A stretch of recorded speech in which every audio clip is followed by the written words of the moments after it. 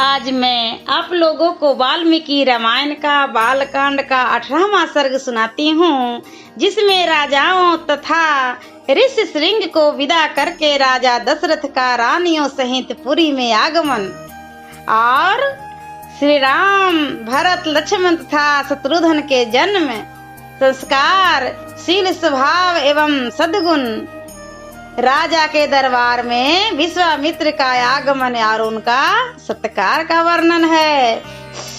महामना राजा दशरथ का यज्ञ समाप्त होने पर देवता लोग अपना अपना भाग ले जैसे आए थे वैसे लौट गए। दीक्षा का नियम समाप्त होने पर राजा अपनी पत्नियों को साथ ले सेवक, सैनिक और सवारियों सहित पुरी में प्रविष्ट हुए। भिन्न भिन्न देशों के राजा भी महाराज दशरथ द्वारा यथावत सम्मानित हो मुनिवर वशिष्ठ तथा ऋषि श्रृंग को प्रणाम करके प्रसन्नता पूर्वक अपने अपने देश को चले गए।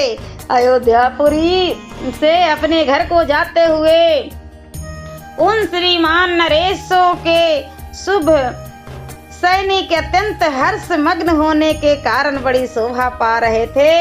उन राजाओं के विदा हो जाने पर श्रीमान महाराज दशरथ ने श्रेष्ठ ब्राह्मणों को आगे कर अपनी पुरी में प्रवेश किया। राजा द्वारा अत्यंत सम्मानित हो ऋषि श्रृंग मुनि भी शांता के साथ अपने स्थान को चले गए। उस समय सेवकों सहित बुद्धिमान महाराज दशरथ कुछ दूर तक उनके पीछे पीछे उन्हें पहुंचाने गए थे। इस प्रकार उन सभी अतिथियों को विदा करके सफल मनोरथ हुए। राजा दशरथ पुत्र प्राप्ति की प्रतीक्षा करते हुए वहां बड़े सुख से रहने लगे। यज्ञ समाप्ति के पश्चात जब 6 ऋतुएं बीत गई, तब 12वें मास में चैत के शुक्ल पक्ष की 9वीं तिथि को पुनः वर्षु नक्षत्र एवं कर्क लग्न में कौशल्या देवी ने दिव्य लक्षणों से युक्त सर्वलोक वंदित जगदीश्वर श्री राम को जन्म दिया। जय श्री राम। उन समय सूर्य, मंगल, शनि, गुरु और शुक्र ये 5 ग्रह अपने अपने उच्च स्थान में विद्यमान थे तथा लग्न में चंद्रमा के साथ बृहस्पति विराजमान थे। वे विष्णु स्वरूप भविष्य या खीर के आधे भाग से प्रकट हुए थे। कौशल्या के महाभाग पुत्र श्री राम इक्ष्वाकु कुल का आनंद बढ़ाने वाले थे। उनके नेत्रों में कुछ कुछ लालिमा थी। उनके ओठ लाल, भुजाएं बड़ी बड़ी और स्वर दुदुम्भी के शब्द के समान गंभीर था।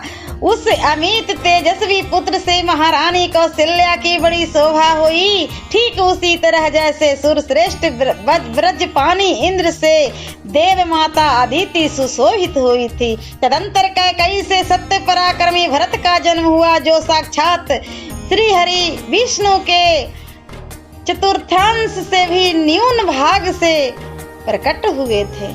ये समस्त सद्गुणों के संपन्न थे। इसके बाद रानी सुमित्रा ने लक्ष्मण और शत्रुघ्न इन 2 पुत्रों को जन्म दिया। ये दोनों वीर साक्षात भगवान विष्णु के अर्ध भाग से संपन्न और सब प्रकार के अस्त्रों की विद्या में कुशल थे। भरत सदा प्रसन्न चित्त रहते थे। उनका जन्म पुष्य नक्षत्र तथा मीन लग्न में हुआ था। सुमित्रा के दोनों पुत्र आश्लेषा नक्षत्र और कर्क लग्न में उत्पन्न हुए थे। उस समय सूर्य अपने उच्च स्थान में विराजमान थे। राजा दशरथ के चारों महानस्वी पुत्र पृथक पृथक गुण से संपन्न और सुंदर थे। ये भद्र पदा नामक 4 तारों के समान कांतिमान थे। इनके जन्म के समय गंधर्वों ने मधुर गीत गाए, अप्सराओं ने नृत्य किया, देवताओं ने दुदुम्बियां बजाने लगी तथा आकाशों से फूलों की वर्षा होने लगी। अयोध्या में बहुत बड़ा उत्सव हुआ। मनुष्यों की भारी भीड़ एकत्र हुई। गलियों और सड़कें लोगों से खचाखच भरी हुई थी। बहुत से नट और नर्तक वहां अपनी कलाएं दिखा रहे थे। वहां सब और गाने बजाने वाले तथा दूसरे में लोगों के शब्द गूंज रहे थे। दीन दुखियों के लिए लुटाए गए सब प्रकार के रत्न वहां बिखरे पड़े थे। राजा दशरथ ने सूत मागध बंदी जनों को देने योग पुरस्कार दिए तथा ब्राह्मणों को धन एवं सहस्रों गोदान प्रदान किए। 11 दिन बीतने पर महाराज ने बालकों का नामकरण संस्कार किया। उस समय महर्षि वशिष्ठ ने प्रसन्नता के साथ सबके नाम रखे। जिन्होंने ज्येष्ठ पुत्र का नाम राम रखा। श्री राम महात्मा थे यानी परमात्मा थे। कैकेयी कुमार का नाम भरत तथा सुमित्रा के एक पुत्र का नाम लक्ष्मण और दूसरे का शत्रुघ्न निश्चित हुआ। राजा ने ब्राह्मणों पुरवासियों तथा जनपदवासियों को भी भोजन कराया। ब्राह्मणों को बहुत से उज्जवल रत्न समूह दान दिए। महर्षि वशिष्ठ ने समय समय पर राजा से उन बालकों के जात कर्म आदि सभी संस्कार करवाए थे। उन सब में श्री राम जी ज्येष्ठ होने के कारण ही अपनी कुल की कीर्ति ध्वजा को फहराने वाली पताका के समान थे। वे अपने पिता की प्रसन्नता को बढ़ाने वाले थे। सभी भूतों के लिए वे स्वयं भी ब्रह्मा जी के समान विशेष प्रिय थे। राजा के सभी पुत्र वेदों के विद्वान और सूरवीर थे। सब के सब लोक हितकारी कार्यों में संलग्न रहते थे। सभी ज्ञानवान और समस्त सद्गुणों से संपन्न थे। उनमें भी सत्य पराक्रमी श्री रामचंद्र जी सबसे अधिक तेजस्वी और सब लोगों के विशेष प्रिय थे। वे निष्कलंक चंद्रमा के समान शोभा पाते थे। उन्होंने हाथी के कंधे और घोड़े की पीठ पर बैठने तथा रथ हाँकने की कला में भी सम्मानपूर्ण स्थान प्राप्त किया था। वे सदा धनुर्वेद का अभ्यास करते और पिताजी की सेवा में लगे रहते थे। लक्ष्मी जी की वृद्धि करने वाले लक्ष्मण बाल्यावस्था से ही श्री रामचंद्र जी के प्रति अत्यंत अनुराग रखते थे। वे अपने बड़े भाई लोकाभिराम श्री राम का सदा ही प्रिय करते थे और शरीर से भी उनकी सेवा में ही जुटे रहते थे। शोभा संपन्न लक्ष्मण श्री रामचंद्र जी के लिए बाहर विचरने वाले दूसरे प्राण के समान थे। पुरुषोत्तम श्री राम को उनके बिना नींद भी नहीं आती थी। यदि उनके पास उत्तम भोजन लाया जाता तो श्री रामचंद्र जी उसमें से लक्ष्मण को दिए बिना नहीं खाते थे।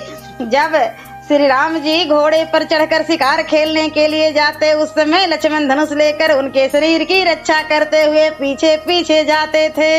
इसी प्रकार लक्ष्मण के छोटे भाई शत्रुघ्न भरत जी को प्राणों से भी अधिक प्रिय थे और वे भी भरत जी को सदा प्राणों के से भी अधिक प्रिय मानते थे। इन 4 महान भाग्यशाली प्रिय पुत्रों से राजा दशरथ को बड़ी प्रसन्नता प्राप्त होती थी। ठीक वैसे ही जैसे चारों देवताओं से ब्रह्मा जी को प्रसन्नता होती है। वे सब बालक जब समझदार हुए तब समस्त सदुगुणों से संपन्न हो गए। वे सभी लज्जाशील, यशस्वी, सर्वज्ञ और दूरदर्शी थे। ऐसे प्रभावशील और अत्यंत तेजस्वी उन सभी पुत्रों की प्राप्ति से राजा दशरथ लोकेश्वर ब्रह्मा की भांति बहुत प्रसन्न थे। वे पुरुष सिंह राजकुमार प्रतिदिन वेदों के स्वाध्याय, पिता की सेवा तथा धनुर्वेद के अभ्यास में दत्त चित्त रहते थे। एक दिन धर्मात्मा राजा दशरथ पुरोहित तथा बंधु बांधवों के साथ बैठकर पुत्रों की विवाह के विषय में विचार कर रहे थे। मंत्रियों के बीच में विचार करते हुए उन महामना नरेश के यहाँ महातेजस्वी महामुनि विश्वामित्र पधारे। वे राजा से मिलना चाहते थे। उन्होंने द्वारपालों से कहा, तुम लोग शीघ्र जाकर महाराज को यह सूचना दो कि कुशिक वंशीगत गाधी पुत्र विश्वामित्र आए हैं। उनकी यह बात सुनकर वे द्वारपाल दौड़े हुए राजा के दरबार में गए। वे सब विश्वामित्र के उस बात से प्रेरित होकर मन ही मन घबराए हुए थे। राजा के दरबार में पहुंचकर उन्होंने इक्ष्वाकु कुरुनंदन अवधेश नरेश से कहा, महाराज महर्षि विश्वामित्र पधारे हैं। उनकी यह बात सुनकर राजा सावधान हो गए। उन्होंने पुरोहित को साथ लेकर बड़े हर्ष के साथ उनकी आगवानी की, मानो देवराज इंद्र ब्रह्मा जी का स्वागत कर रहे हों। विश्वामित्र जी कठोर व्रत का पालन करने वाले तेजस्वी थे। वे अपने तेज से प्रज्वलित हो रहे थे। उनका दर्शन करके राजा का मुख प्रसन्नता से खिल उठा और उन्होंने महर्षि को अर्घ निवेदन किया। राजा का वह अर्घ शास्त्रीय विधि के अनुसार स्वीकार करके महर्षि ने उनसे कुशल मंगल पूछा। धर्मात्मा विश्वामित्र ने कर्मशः राजा के नगर खजाना, राज बांधव तथा मित्र वर्ग आदि के विषय में कुशल प्रश्न किया। राजन, आपके राज्य की सीमा के निकट रहने वाले शत्रु राजा आपके समक्ष नतमस्तक तो हैं। आपने उन पर विजय तो प्राप्त की है ना। आपके यज्ञ भाग आदि देव कर्म और अतिथि सत्कार और मनुष्य कर्म तो अच्छी तरह संपन्न होते हैं ना। इसके बाद महाभाग मुनीश्वर विश्वामित्र ने वशिष्ठ जी तथा अन्य अनाय ऋषियों से मिलकर उनका सबका यथावत कुशल समाचार पूछा। फिर वे सब लोग प्रसन्नचित होकर राजा के दरबार में गए और उनके द्वारा पूजित हुए था योग्य आसनों पर बैठे। तदंतर प्रसन्नचित्त परम उदार राजा दशरथ ने पुलकित होकर महामुनि विश्वामित्र की प्रशंसा करते हुए कहा, महामुनि, जैसे किसी मरण धर्मा मनुष्य को अमृत की प्राप्ति हो जाए, निर्लज्ज प्रदेश में पानी बरस जाए, किसी संतानहीन को अपने अनुरूप पत्नी के गर्भ से पुत्र प्राप्त हो जाए, खोई हुई निधि मिल जाए तथा किसी महान उत्सव से हर्ष का उदय हो, उसी प्रकार आपका यहाँ शुभागमन हुआ है, ऐसा मैं मानता हूँ। आपका स्वागत है। आपके मन में कौन सी उत्तम कामना है जिसको मैं हर्ष के साथ पूर्ण करूँ? ब्राह्मण, आप मुझसे सब प्रकार की सेवा लेने योग्य उत्तम पात्र हैं। मानद मेरा यहो भाग है जो आपने यहाँ तक पधारने का कष्ट उठाया। आज मेरा जन्म सफल और जीवन धन्य हो गया। मेरी बीती हुई रात सुंदर प्रभात दे गई, जिससे मैंने आज आप ब्राह्मण शिरोमणि दर्शन किया। पूर्व काल में आप राजर्षि शब्द से उपलक्षित होते थे, फिर तपस्या से आपने अद्भुत प्रभाव को प्रकाशित करके आपने ब्रह्मर्षि का पद पाया। अतः आप राजर्षि और ब्रह्मर्षि दोनों ही रूपों में मेरे पूज्य हैं। आपका जो यहाँ मेरे समक्ष शुभागमन हुआ है यह परम और पवित्र और अद्भुत है। प्रभु, आपके दर्शन से मेरा आज घर तीर्थ हो गया है। मैं अपने आप को पुण्य क्षेत्रों की याज्ञा करके आया हूँ, मानता हूँ। बतलाइए, आप क्या चाहते हैं? आपके शुभागमन का शुभ उद्देश्य क्या है? उत्तम व्रत का पालन करने वाले महर्षि, मैं चाहता हूँ कि आपकी कृपा से अनुग्रहित होकर आपके अभिष्ट मनोरथ को जान लूँ और आपके अभ्युदय के लिए उसकी पूर्ति करूँ। कार्य सिद्ध होगा या नहीं, ऐसे संशय को अपने मन में स्थान न दीजिए। आप जो भी आज्ञा देंगे मैं उसका पूर्ण से पालन करूँगा, क्योंकि सम्माननीय अतिथि होने के नाते आप मुझ गृहस्थ के लिए देवता हैं। ब्राह्मण, आज आपके आगमन से मुझे संपूर्ण धर्मों का उत्तम फल प्राप्त हो गया। यह मेरे महान अभ्युदय का अवसर आया है।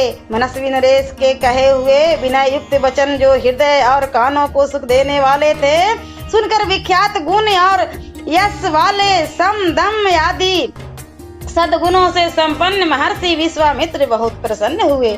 सियावरे रामचंद्र की जय। और बालकांड का 19वां सर्ग मैं आप लोगों को अगले वीडियो में सुनाऊंगी।